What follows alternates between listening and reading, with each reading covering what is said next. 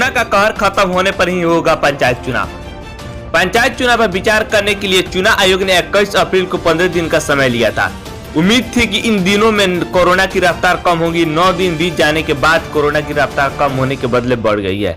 लिहाजा आयोग मान कर चल रहा है कि अगले 6-7 दिनों में भी हालात इस कदर नहीं सुधरेंगे कि चुनाव की घोषणा की जा सके।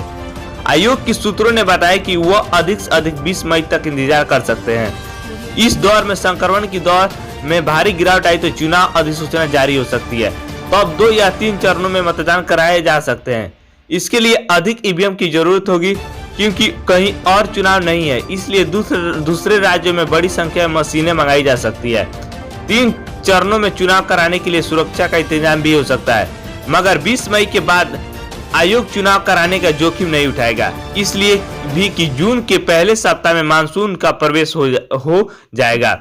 बरसात के दिनों में उत्तर और पूर्वी बिहार में चुनाव कराने की स्थिति नहीं रहती है। जिला परिषद सदस्य, मुखिया, सरपंच, पंचायत समिति सदस्य, पंच और वार्ड सदस्यों के करीब 2.5 लाख पदों के लिए चुनाव होना है। पंचायती संस्थाओं के वर्तमान प्रतिनिधियों का कार्यकाल 15 जून को समाप्त हो रहा है। राज्य सरकार एक साथ दोनों विकल्प पर विचार कर रही है। चुनाव और चुनाव न होने की हालात में पंचायतों के अधिकार किसे दिया जाएगा? नई व्यवस्था के लिए अध्यादेश लाना होगा।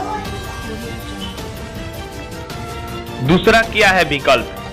समय पर पंचायत चुनाव न हो तो पंचायती राज संस्थाओं के अधिकार किसे दिया जाए? बिहार पंचायती राज अधिनियम में इसका कोई उल्लेख नहीं है। लिहाजा विकल्पी व्यवस्था करने के लिए राज्य सरकार की अध्यादेश लाना होगा। विचार इस पर भी किया जा सकता है कि पंचायती राज संस्थाओं के कार्यकाल का विस्तार किया जाए। पड़ोसी राज्य उत्तर प्रदेश में चुनाव टला था, अध्यादेश जारी हुआ, पंचायती राज संस्थाओं का कार्यकाल नहीं बढ़ा, प्रशासक बहाल कर दिए गए। यह स्थिति विधानसभा की तरह है, जब कार्यकाल पूरा होने तक अगर चुनाव नहीं हुए तो राष्ट्रपति शासन लागू हो जाता है।